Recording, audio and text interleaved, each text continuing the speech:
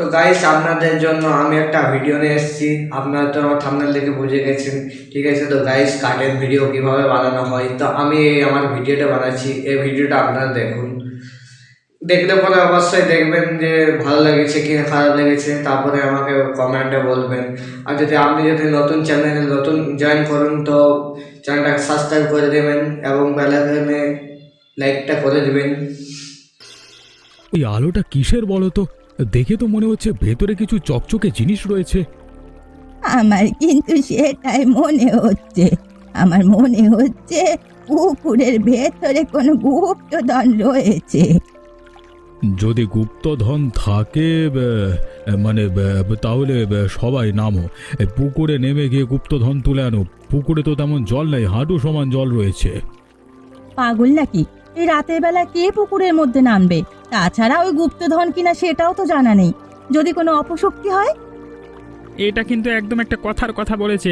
ওটাতে ওটা গুপ্তধনই হবে এমন তো কথা নয়। ওটা হতে পারে কোনো একটা অভিশপ্ত জিনিস। আমরা তুলতে গিয়ে 3 গ্রাম অভিশাপে ভরে যাব। তাহলে এখানে এত রাতে ডেকে আনবার মানেটা কি? অভিশাপ পুকুরের ভেতর আছে, পুকুরের ভেতরেই থাক। ওটাকে ওপরে তুলে আনবার কি দরকার? আমি বলি কি, আমি পুকুরে নামি, তারপর ওটাকে তুলে আনি। দেখি, ওইভাবে তো রহস্যের মধ্যে থাকা উচিত নয়। তুই নিজে বিপদে পড়ার কথা ভাবছিস? নিজে বিপদে পড়লে আমাদেরকে বিপদে ফেলার দরকার কি? এই পুকুর কিন্তু 3 গ্রামের মুখেই রয়েছে। তাই বিপদে পড়লে 3 গায়ের লোকজনই কিন্তু বিপদে পড়বে, এটা মাথায় রাখিস। একটা কাজ করো, সবাই সবার বাড়িতে ফিরে যাও। ওটাকে ওটার মতোই থাকতে দাও। চলো চলো, আর দেরি করো না। আচ্ছা বলতো রবি, ওই পুকুরের মধ্যে চকচকে আলোটা কিসে? আমার তো মনে হচ্ছে ওখানে দারুণ খেলনা রয়েছে। আরে না রে, আমার বাবা বলেছে ওখানে হয়তো লোকানো কোনো গুপ্তধন রয়েছে। আমার বাবা যদি সুযোগ পায় তাহলে ওই গুপ্তধন নিজেই তুলে আনবে, দেখে নিস। কিন্তু সবাই যে বললো তো অভিশপ্ত। যদি ভালো হতো তাহলে সবাই মিলে তুলতো, তাই না? কেউ তো আর সঠিকভাবে জানে না, এই কারণেই কেউ কেউ অভিশপ্ত বলছে। একটা কাজ করি, চল তুই আর আমি মিলে ওই পুকুর থেকে ওটা উঠাই। পাগল নাকি তুই? আমরা দুজনে মিলে পারবো নাকি? যদি ওটা কোনো অভিশপ্ত কিছু হয় তাহলে আমাদের বিপদ হয়ে যাবে। আরে বাবা, তুই ভয় পাচ্ছিস কেন? তোকে ভেতরে নামতে হবে না, আমি পুকুরের ভেতরে নামবো, তুই পাশেই দাঁড়িয়ে থাকবি। তারপর দুজনে মিলে দেখবো ওই চকচকে জিনিসটা কি। কিন্তু আমাদের বাবারা যদি জানতে পারে তাহলে আমাদের আস্থা রাখবে না।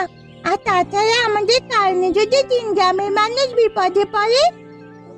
আরে কিছু হবে না, তুই আমার উপরে ভরসা রাখ। যদি ওটা অভিশপ্ত হতো তাহলে এতদিনে কোনো না কোনো বিপদ নিশ্চয়ই ঘটতো।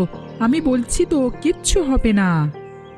ঠিক আছে, তাহলে আজকে রাতেই আমরা পুকুরে নামবো। রাতে যদি আমি তোদের বাড়ির সামনে গিয়ে অপেক্ষা করবো, হ্যাঁ?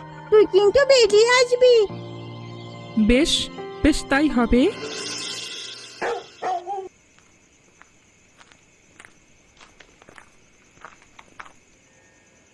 পূজা, এত রাতে তুই কোথায় যাচ্ছিস? কোনো বিশেষ কাজ আছে নাকি? এ মানে না বাবা, আমার তো ঘুম আসছিল না, তাই আমি ঘর থেকে বাইরে বের হয়েছি।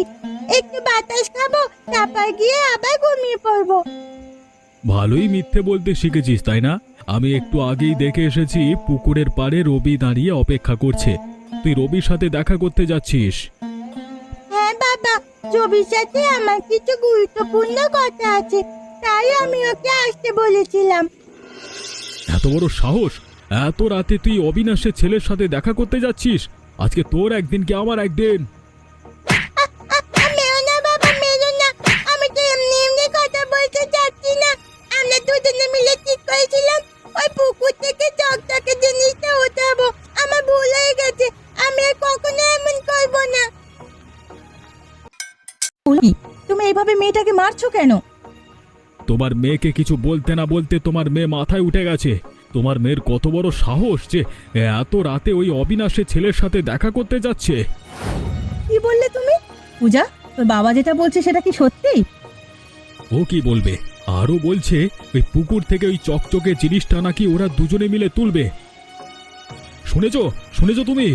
আর একদিন যদি ওকে বাড়ির বাইরে বের হতে দেখি না, ও ঠ্যাং ভেঙে ঘরে রেখে দেবো বলে দিলাম। আমি বলি কি, ওই অভিশপ্ত জিনিসটাকে বিরক্ত করা ঠিক হবে না। ওটা পুকুরের মধ্যে আছে, পুকুরের মধ্যেই থাক। আজকে থেকে পুকুর ব্যবহার করা সম্পূর্ণরূপে বন্ধ। সেটা বললেই হবে নাকি? এত বড় একটা পুকুর, 3 গ্রামের লোকেদের এই পুকুরেই সব কাজবাজ করতে হয়। তাছাড়া এই পুকুরে আমার কত টাকার মাছ চাষ করা আছে তুমি জানো সেটা? মাছ চাষ কি করে করবেন? হাঁটু সমান পানি, তাতে আবার নাকি কত টাকার মাছ? তোমরা থামো তো। তোমরা কি এখনো মানে এখানে তর্ক করতে এসেছো নাকি পরামর্শ করতে এসেছো এই পুকুরে এখন কি হবে? বললাম তো, এই পুকুরে এখন কিছুই হবে না। আমরা চাই না এই পুকুরের সামান্য একটু কারণে 3 গ্রামের সমস্ত মানুষ বিপদে পড়ুক। 3 গ্রামে একটা অভিশাপ ছড়িয়ে পড়লে কি হবে তোমরা ভেবে দেখেছো? তুমি আছো অভিশাপ নিয়ে। হতেও তো পারে ওটা অভিশপ্ত নয়, ওটা হয়তো কোনো গুপ্তধন। যদি ওই গুপ্তধন আমরা তুলতে পারি তাহলে 3 গ্রামের লোকজন উপকৃত হবে, সেটা একবারও ভাবছো না? আমারও কিন্তু একই কথা। আমার মনে হচ্ছে ওইখানে কোনো গুপ্তধন লুকানো আছে। যদি অভিশপ্ত হতো তাহলে এতদিনে কোনো না কোনো বিপদ নিশ্চয়ই ঘটতো। তাছাড়া ওই পুকুরের বয়স তো কম নয়, মনে হচ্ছে কোনো পূর্ব আমলের গুপ্তধন লুকানো আছে। কোনো কিছু না জেনে শুনে তো আর কোনো সিদ্ধান্ত নেওয়া ঠিক গাইস, আপনারা তো দেখলেন আমার এই ভিডিওটা। তো এই ভিডিওটা দেখে আপনাদেরকে কেমন লাগলো? কার্টুন ভিডিওটা দেখলে আমি তো এই মোবাইল অ্যাপস দিয়ে বানাইছি, আমার তো কম্পিউটার ল্যাপটপ কিছু মানে প্রয়োজন হয়নি। তো আমি কিন্তু এই মোবাইল দিয়ে বানানো হয়েছে যে ক্রোমা টুনস, ওইটা অ্যাপ প্লে স্টোরে পাওয়া যাবে। ওখান থেকে আপনি ডাউনলোডিং করতে পারবেন। ওখান থেকে ডাউনলোডিং করে পরে আপনি ক্যারেক্টার লাগাতে পারবেন। এবারে আপনি যদি বলবেন যে ক্যারেক্টার লাগাতে পারছি না, তো আমার আর একটি 2 নম্বর পার্টের ভিডিওটা আমি দিব। তো ওই ভিডিওটা ভালো করে দেখবেন, তারপরে অবশ্যই আপনি চ্যানেলটাকে সাবস্ক্রাইব করে দেবেন।